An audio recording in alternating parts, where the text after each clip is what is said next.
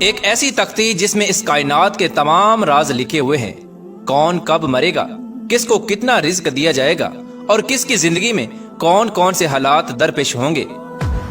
کس کو کس طرح کی موت آئے گی، اور کون کس حال میں مرے گا، اور کس کا حشر کیسا ہوگا۔ الغرض تمام زمین و آسمان اور اس پر اسرار دنیا و کائنات کے تمام راز اس تختی پر تحریر ہیں۔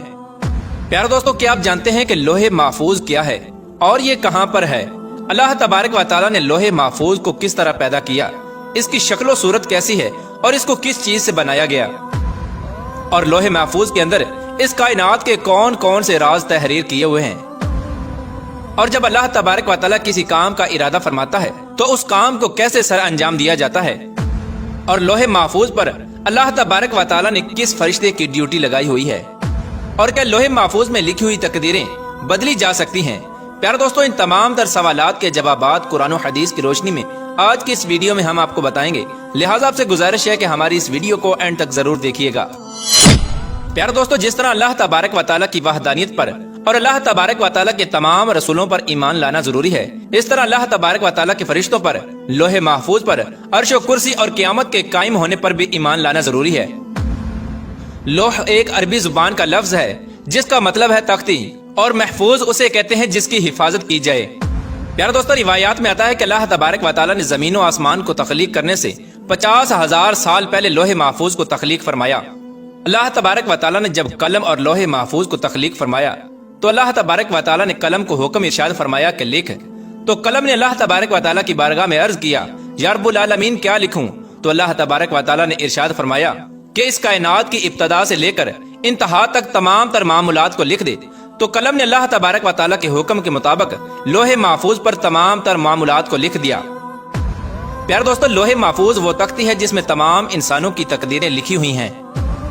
اس کائنات کی تخلیق سے لے کر اس کائنات کے فنا ہونے تک ہر چیز اس میں لکھی ہوئی ہے، لہٰذا آج تک جو کچھ اس کائنات میں ہوا ہے اور قیامت تک جو کچھ بھی ہوگا وہ تمام کا تمام اس لوح محفوظ میں لکھا ہوا ہے۔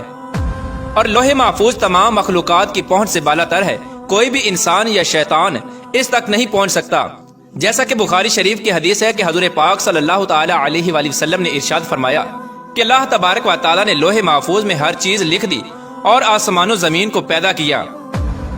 اور قرآن پاک کے بہت سارے مقامات میں بھی لوح محفوظ کا ذکر ملتا ہے، جیسا کہ اللہ تبارک و تعالیٰ سورہ بروج میں ارشاد فرماتا ہے، بلکہ یہ قرآن ہے جو لوح محفوظ میں لکھا ہوا ہے۔ قرآن پاک کی اس آیت کریمہ سے پتہ چلا کہ قرآن پاک بھی لوح محفوظ کی تختی پر لکھا ہوا ہے، اور ہمارے پاس جو قرآن پاک موجود ہے یہ وہی قرآن پاک ہے جو لوح محفوظ میں تحریر کیا ہوا ہے۔ اور ایک دوسرے مقام پر اللہ تبارک و تعالیٰ قرآن پاک میں ارشاد فرماتا ہے، اور ہم نے ہر چیز لوح محفوظ میں شمار کر رکھی ہے، یعنی اللہ تبارک و تعالیٰ نے ہر چیز کو اس جہان میں واقع ہونے سے پہلے ہی لکھ دیا تھا۔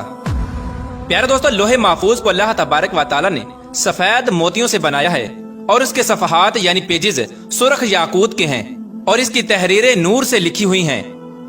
جیسا کہ حضرت ابن عباس رضی اللہ تعالیٰ عنہ سے روایت ہے کہ نبی آخر الزمان حضرت محمد مصطفیٰ صلی اللہ تعالیٰ علیہ وآلہ وسلم نے ارشاد فرمایا کہ اللہ تبارک و تعالیٰ نے لوح محفوظ کو سفید موتیوں سے پیدا کیا، اور اس کے صفحات یعنی پیجز سرخ یاقوت کے ہیں، اور اس کا قلم نور کا ہے، اور اس کی لکھائی بھی نور کی ہے۔ اور اللہ تبارک و تعالیٰ ہر روز لوح محفوظ کی طرف 360 مرتبہ نظر فرماتا ہے۔ چنانچہ اللہ تبارک و تعالیٰ کسی کو پیدا کرتا ہے، کسی کو رزق دیتا ہے، کسی کو زندگی دیتا ہے اور کسی کو موت، اور کسی کو عزت سے نوازتا ہے اور کسی کو ذلت میں ڈال دیتا ہے، اور اللہ تبارک و تعالیٰ جو چاہتا ہے وہ کرتا ہے۔